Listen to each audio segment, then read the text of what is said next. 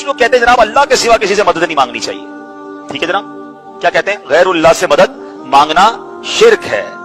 قرآن کیا کہہ رہا ہے؟ اے ایمان والو, نماز اور صبر سے مدد چاہو. نماز اللہ ہے؟ جواب دیجئے نا. صبر خدا ہے؟ نہیں. تو جب نماز اور صبر سے مدد مانگنے کا قرآن حکم دے رہا ہے تو اس کا مطلب غیر اللہ سے مدد مانگنا تو شرک نہیں ہو سکتا. ایک مولانا ٹی وی پہ تقریر کرتے ہوئے کہہ رہے ہیں, یہ کہتے ہیں جی اللہ ہی سے مدد مانگو, اللہ کے سوا کسی مدد مانگو. چلو جی ایک آیت میں پڑھتا ہوں, یا ایھا الذین آمنوا استعینوا بالصبر والصلاۃ, اے مومنو نماز سے مدد مانگو, صبر سے مدد مانگو. تو صبر بھی تو غیر اللہ ہے, نماز بھی تو غیر اللہ ہے, تو نماز سے مدد مانگنے کا حکم ہو رہا ہے. میں نے کہا پھر آپ نے نماز سے مدد مانگی, حکم جو ہو رہا ہے تو پھر نماز سے مدد مانگو. کہو الصلاۃ المدد, کبھی کہا کبھی کہا الصبر المدد, صبر میری مدد کر, نماز میری مدد کر. علماء کرام اس جاہل قوم کو ان چکروں میں نہ ڈالو, شرک کی راہوں پہ نہ چلاؤ انہیں. اس کا مطلب یہ ہے نماز کے ذریعے اور صبر کے ذریعے رب سے مدد مانگو. اس کا ذریعہ نماز ہے, اس کا ذریعہ صبر ہے, صبر سے مدد نہیں مانگنی. ایک مولانا اور ہیں, وہ جمعے پہ قرآن کھول کے ایک بچے کو اٹھاتے ہیں, اسے کہتے ہیں آپ بھائی ترجمہ پڑھ, یہ آیت ہے اس کا ترجمہ پڑھ. وہ بچہ ترجمہ پڑھتا ہے تو مولانا کہتے ہیں ہاں گل کرو. اس میں حضرت عیسیٰ علیہ السلام کا ذکر آیا.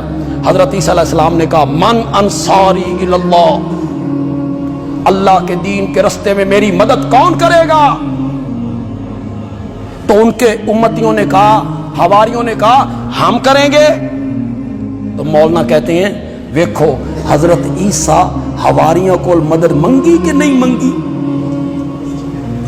حواریوں سے مدد مانگ رہے ہیں.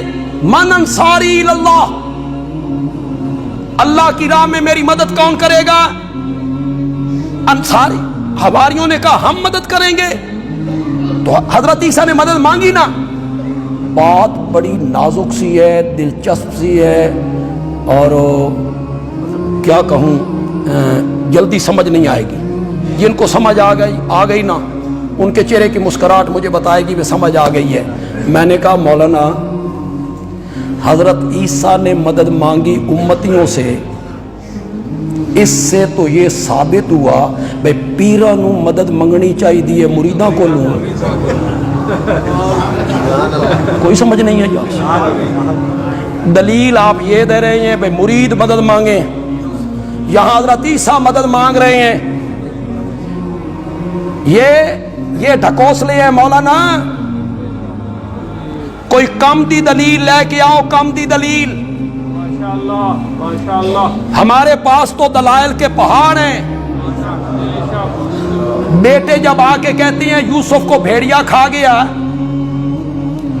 حضرت یعقوب علیہ السلام کہتے ہیں تمہارے نفسوں نے ایک بات بنائی, یہ بھیڑیا کس یونیورسٹی سے پڑھا ہوا تھا کہ اندر سے نکال کے پورے یوسف کو کھا گیا.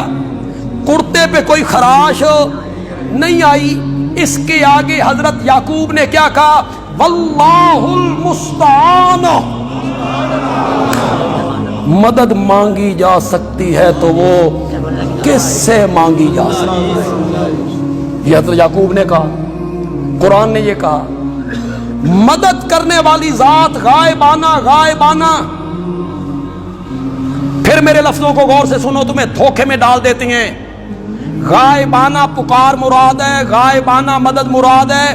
غائبانہ مدد سے مطلب یہ ہے جس سے میں مدد مانگ رہا ہوں میں اس کو نہیں دیکھ رہا اور وہ مجھے. حضرت یہاں وہ مدد مراد ہے. وہ جو کہتے ہیں مجھے پانی پلا, وہ سامنے کھڑا ہے, اس نے پانی بھی ہاتھوں سے پلانا ہے, اور رب نے جو مدد کرنی وہ غائبانہ مدد ہے. جس سے میں مدد مانگ رہا ہوں میں اس کو نہیں دیکھ رہا, وہ مجھے دیکھ رہا ہے. بغیر وسائل کے, اسباب کے, ٹیلی فون, وائرلیس, شعائیں, مشینریاں، ان سب کے بغیر وہ میری آواز کو سنتا ہے